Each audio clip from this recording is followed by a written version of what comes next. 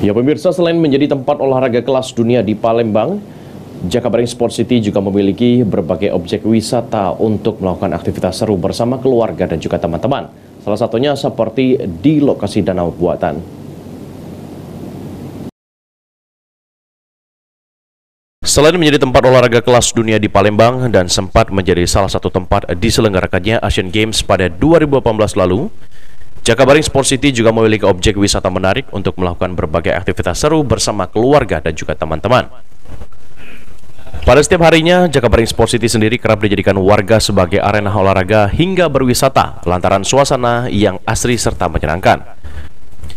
Keberadaan danau buatan sebagai venue jet ski dapat dijadikan sebagai arena piknik keluarga dan bisa menjadi pilihan untuk menghabiskan momen akhir pekan lantaran menyajikan panorama yang indah serta suasananya nyaman dan teduh karena dikelilingi pepohonan yang rindang.